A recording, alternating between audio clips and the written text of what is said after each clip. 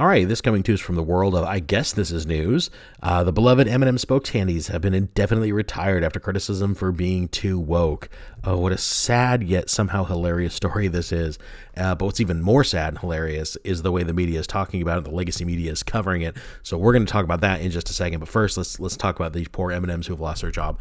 So this coming to us from the Entrepreneur. In times of mass layoffs across industries, it seems that no one is safe, not even animated talking candies. Yes, that is right. Even anthropomorphic chocolate spokespeople are not safe in this wretched economy. The company took to a social media account on Monday morning saying that the vast criticism made of the characters made the characters polarizing. The M&M's mission has always been about bringing people together. So, let's talk about what they did to the characters here. By the way, the cartoons are going to be replaced by Maya Rudolph in the commercials, which, she's funny. I'm sure she'll do a good job. I have no problem with Maya Rudolph. But yeah, so they went on this weird crusade where they decided to give the M&Ms like gender identities, and they were going to change up some of their looks and like their roles in with each other, and like maybe one of them was going to have a mental issue or something. I don't know. They all were going to have just weird stuff attached to them. They were going to have like all female bagged M&Ms. That's been canceled now. But I just don't understand where the thought process even began to lead them in the direction that they went into with these guys. I really don't. I mean, we all like the M&M cartoon candies when they were just funny. Like you'd have the red and yellow guys would find Santa in the living room and everything. We all know that commercial. But yeah, those days are gone. Those days are behind us, and now this kind of smells to me like we're gonna take our ball and go home. It's like you said mean things about our M&M's candies cartoon guys, so now we're just taking them all away. You can't have them anymore because you were mean about it. That's what it feels like to me. This is I'm gonna take my ball and go home kind of situation, and to spite us all, they're gonna take away our cartoon candies. And just to date myself here, a couple references that I thought of while I looked at this was I was looking at the little roster of colors here. And do you remember there used to be a brown M&M, but then there was like a slightly less brown M&M, like a tan colored M&M? And I don't know when that ever stopped being a thing. When did we get rid of the tan M&M? I don't know, but we should maybe bring that back. And I remember if I was in charge of M&M's marketing, their ads, I remember an ad when I was a kid, and this is gonna make me old, but this is what I remember. Came out when I was younger, and I was playing Little League baseball with my friends, and you would huddle around in the dugout, or the kids in the commercial were huddled around the dugout, and they had a bag of M&Ms, and you'd pull an M&M out of the bag to eat before you go up at bat. And the color M&M you got would like determine how your at bat went. Like if you pulled a brown, you're gonna strike out. If you pulled I think a orange was like a single, a yellow maybe was a double, but if you pulled the green M&M was a home run. I don't remember the other order, but I remember green was a home run. And to this day, if I eat M&Ms and I get a green M&M out, I think I'm going to hit a home run. We used to do that when we were kids. We mocked or emulated that commercial. That was great. There's a successful ad. I mean, I remember it decades after it's done. But let's talk about how this is being discussed in other media. So now we know that really when they announced they were doing all this stuff with the M&Ms, it was silly. We thought it was dumb. It was unnecessary. There's no reason to go in this direction with these cartoon characters their whole job is to sell us candy in the span of about 20 seconds. But if you were to when I was trying to find a headline to talk about this story, I was absolutely amazed with what came up. So let's just go to my original Google. The M&Ms are getting rid of blank. M&Ms get rid of candy mascots after Fox wouldn't do something with them. If Fox wouldn't stop complaining about the women characters M&Ms. M&M mascots put on a definite hold amid Tucker Carlson's attack on their alleged sexuality and weight. This is the most hilarious headline I've ever read in my life. Tucker Carlson gets a spokescandies canceled because he complained about its weight. That should be a t-shirt. How M&M has found itself in the culture war. That's just kind of like probably a chronicle, comes to us from the time. I'm sure it's super ethical. 2023 Super Bowl ads. Oh, that's nothing. Tucker Carlson once again mad about woke M&Ms. And look at the picture. It's priceless. M&Ms once again rile up the far right over woke packaging 2 weeks ago. So this is funny. So this is 2 weeks ago.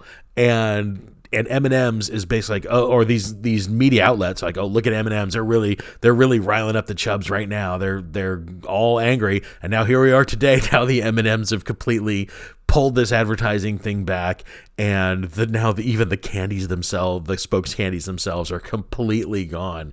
That is hilarious to me. Just looking back 2 weeks when they were celebrating, here we go again, M&M's looks to flip the status quo by spotlighting new characters and women innovators with female candy. So yeah, this is how the media is talking about it. But my favorite had to have come from CBS. Their marketing is M&M's put spokes candy on indefinite pause in wake of uproar over changes to green M&M. And if you read the article, M&M's made headline last year for redesigning the so-called spokes candies, most notably changing the M&M's white go-go boots to sneakers. So out of all the changes they did to the M&M's, the thing that, according to CBS News, got everybody so upset was that they changed the go-go boots on the green M&M to sneakers. She changed her shoes, and that started a chain reaction in CBS's news division's mind that led to the end of this current M&M's entire advertising model. That is hilarious to me. Oh, the takes.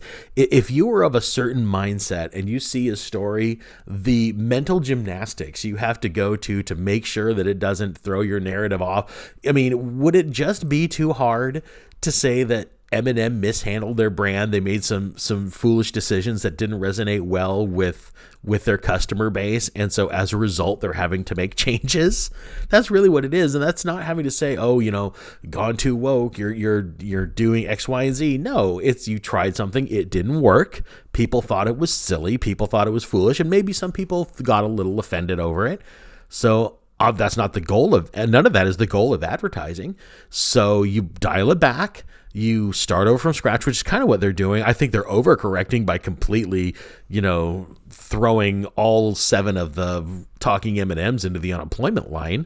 But this is the direction they want to go. They're going to take their ball and go home. And yeah, that's it. That happens in the world of corporations all the time.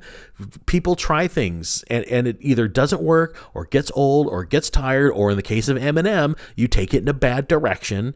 And then the people who you're trying to appeal to, which is the most people you possibly can, is advertising. Your goal is to get 100% approval, or as close to it as possible, since that's never going to be possible. So if you do a move that appeals to maybe 5% of the people you're trying to talk to, bad move. Rework it, correct it, course correct your action. That's what's going on. And acknowledge what it was we did. I don't think that if they would have taken the red M&M and taken his sneakers and given him cowboy boots, that it would have resulted in the end of the M&M brand as we know it, as CBS News would like us to believe, with green M&M changing her go-go boots into sneakers.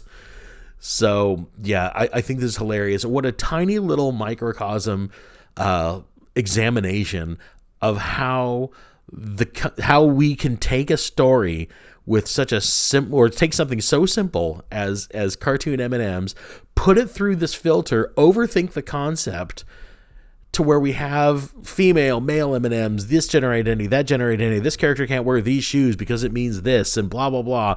And then you overthink it to the point where you wreck it. And then not only do you have to course correct and completely rework your advertising model, but then the people who maybe supported the decisions you are making, that minority of people who celebrate this kind of thing, have to go out there and say the most ridiculous things to try to defend and excuse what they just saw happen so that their narrative can stay untarnished and can stay intact in their minds.